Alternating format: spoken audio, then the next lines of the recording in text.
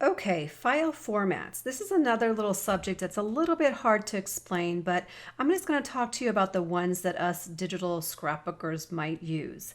The ones that we would use are JPEG, which would be our photos, TIFF, which will allow you to keep those layers, PSD, which is a little bit higher res and it's a little bit bigger file size, but that's a Photoshop document, and that will allow you to keep the layers as well. And then the PNG is pretty important when you need a transparent background. If you want to read more about different file formats for graphics, go to graphicssoft.about.com and take a look at what they have to say. There's a lot of good information here, but I'd probably take about an hour of it. It's pretty boring, but I just want to talk to you a little bit about what we use mostly in the digital scrapbook world. So let's go back over to Photoshop Elements. And I'm going to show you some different file formats. Now, normally I show these as if I right click, I can go to View Extra Large Icons, which I really like because then you can see what you're going to be opening. Now, this one here is a PSD file. It doesn't really show you what it is, but if it was saved as a TIFF, then it will show you what it is. So let me just actually open this up. And I'm going to go File, Save As, because I don't want to overwrite it. I'm going to choose TIFF, and this will all make sense to you in a few seconds, and save it. I keep everything as such. Click on OK. And then I'm going to close out of this. Then I'm going to go File and Open.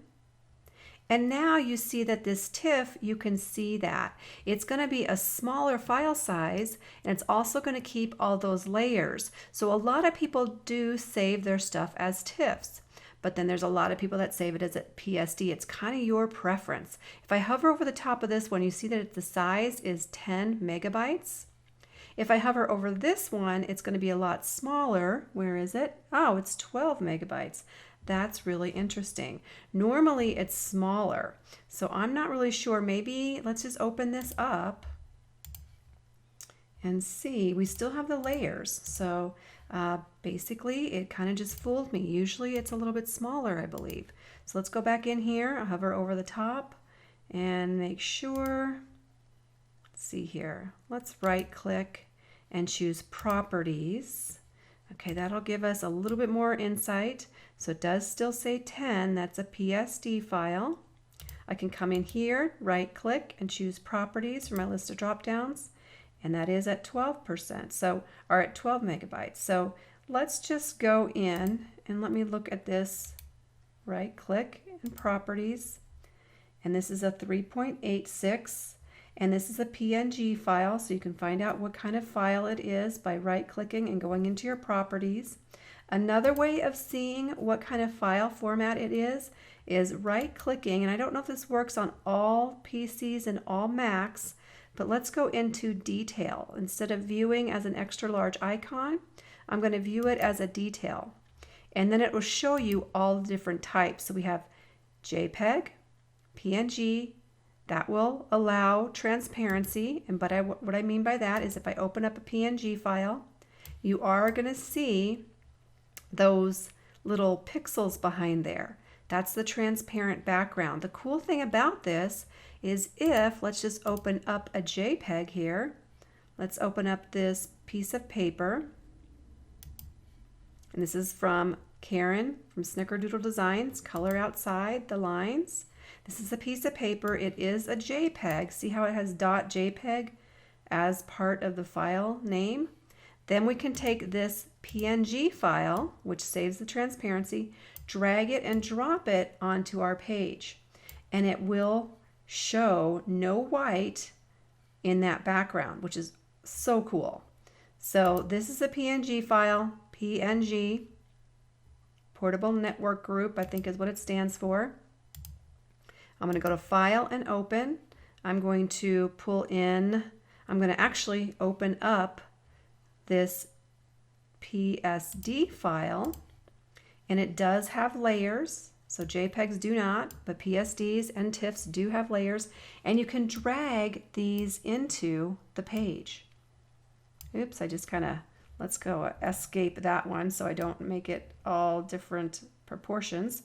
So if I click on here, these are different little pieces that you can pull and drag inside.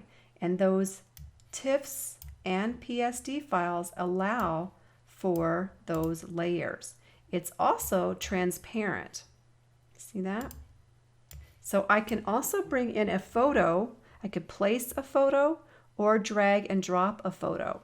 So if I go to File and Place, and we'll talk about more of this in the intermediate level, let's go find a JPEG. So I'm going to bring in this JPEG here. I'm going to place it. I'm going to shrink it down. Now notice that I can do a terrible proportion to that if I don't be careful. I can hold down my Shift key while I'm making it smaller, and then it will constrain those proportions. So be careful when you are enlarging or reducing a photo. You want to make sure that either A, the constrained proportions is checked in this area here, or you hold the Shift key down. Once you have the size that you need, you can go ahead and click on Commit Current Operation. And let's just pretend that this is a page that we love. And we want to save it. So I'm going to go File, Save As. I'm going to pick TIFF from the drop-down. I'm also going to rename it. So I'm just going to do Layout 1. And I'm just going to call this TIFF so that we know. That's the format type that we have selected down here. I'm going to click Save. I'm going to keep everything as such. And now you see that it is a TIFF file. It saves all the layers. Now if I were to go File, Save As, and save it as a PSD file, I'm anxious to see what the size is. And I'm going to call this, instead of TIFF, I'm going to do PSD so that I know that's the one. I'm going to go File, Save, and let's do one more save. Let's save it as a JPEG. I'm going to go File, Save As. Let's choose JPEG from my list of drop-downs, and then I'm going to save it as JPEG. You don't have to put this on the name. I'm just doing it so that we see the differences here. I always take it up to maximum and click on OK. So now let's close out of this. Let's go File and Open. Let's see what we have now. So we have some JPEGs. I'm going to right click and view as large icons so that we can see. Here's a JPEG. This one here is the JPEG, but we didn't rename it JPEG because it was the original. We also have that PNG, which if you hover over the top of it, it'll tell you the item type, PNG. If I roll over this one, it'll say JPEG. If I roll over this one, it should say PSD. Another PSD. Here's another one, which is a TIFF file. And this one here is a TIFF as well. So now you can see the different file formats. A lot of times we'll be working in a PSD or a TIFF file. That's our working file. And this will make more sense to you once we start doing these digital scrapbook pages, when we have layers and such, because we want to always keep the layer. And then when we go to print it, if we send it off to Costco or Persnickety Prints or whatever, you'll want to save it as a JPEG. JPEGs mean that you flatten all the layers and it makes it a lot smaller file size. So as you notice here, this is a TIFF right here. That one is 87 megabytes. Let's look at this one over here. It's a JPEG. It's only 8.75 megabytes. So this one here does not have the layers, this JPEG. This one here does have the layers. And then this one here has the layers as well, and it's an 86.6 megabytes. So they're about the same-ish right there. So let's open up this JPEG just to make sure that we do not have any layers. See how they're all together now over here to the right-hand side. If I go to File and Open, if I open up this PSD, you're going to see that we have those layers. So if you wanted to move something, you can move this, or if you have a type in there and it's not spelled correctly, at least you can go back to that PSD file, change it, and then resave it as a JPEG. So hopefully this all makes sense to you. You really don't have to worry about the PNG files unless you're a digital designer, unless you're creating something that does not need, that needs a transparent background. So by transparent background, I mean those borders, clusters. A lot of times, for instance, let's just look and open up one of these other pieces. This is the cluster. This is part of that color outside the lines kit from Karen from Snickerdoodle Designs. See how it has that transparent background? I can drag it and drop it into my page. I can make it smaller, rotate it, do whatever I need to. It has constrained proportions check, so we're good to go there. And then I click on the little check mark, and now it's part of our PSD file, and we can save it as a PSD again, save over the top of it, or save it as a JPEG. Hopefully all this stuff will start making sense as we start building these pages. We'll start building pages in the intermediate level.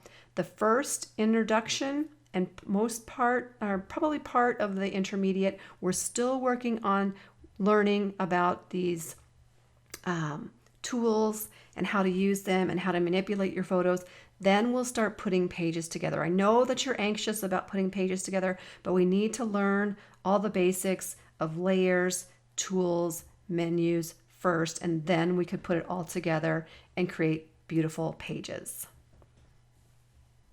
Thanks so much for watching this quick snippet taken directly out of the Photo Editing and DigiScrap Academy. And my final thought for the day is to do what you love and love what you do. Bye for now.